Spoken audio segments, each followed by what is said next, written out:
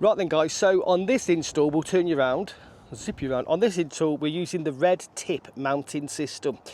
Now these are flat interlocking tiles, and the issue we've got is that these brackets have just got one fixing point. I'll show you one in a second.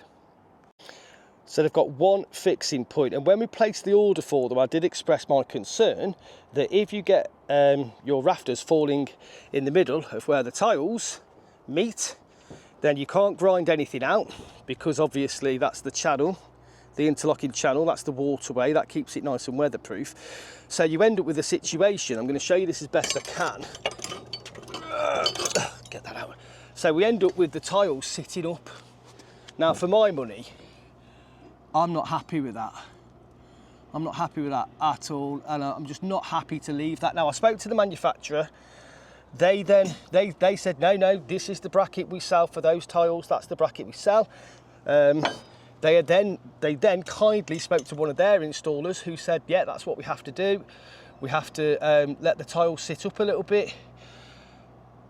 They did say if it sits up too high and you're not happy, then you can use what they call their M103 bracket, which has got this base with the multiple, which is what we're used to fitting from other manufacturers. I just can't for the life of me understand why you'd sell that bracket for this job when you're inevitably going to run into this problem on every roof that you do.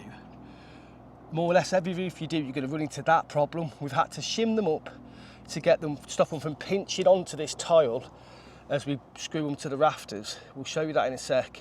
I just can't understand why you would sell that when it's just going to cause problems. So we've shimmed them up, not on this one obviously, we've took it off just to show you. The reason we've done it is because obviously as this swan neck comes up over, it's actually pinching down on the tile. And for me, that's where the weight's going to be of the array. And these tiles are potentially going to crack. So we've shimmed them, which is that's what's contributed to us ending up with the tiles lifting like that. That one's a bit false because we've got it lifted to get that next one, but this one certainly isn't. So that's why we're going to change them now for the M103s with the extra mounting points in the bases, and then we'll just notch the bottom of the tiles and they'll sit nice and flush just like they are over there. Those ones, no problem at all. Those ones have gone down and they've fallen in the middle of a tile, and we've been able to notch them.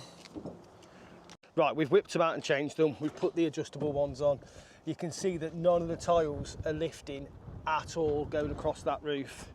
They're on, the brackets are on, and the tiles are sitting perfectly flush. For me, that's the way to do it. I don't know why we'd be doing it the other way when you can do it that way. It probably takes us an extra 5 minutes a tile, if that, to do them like that, but I'd rather do it like that.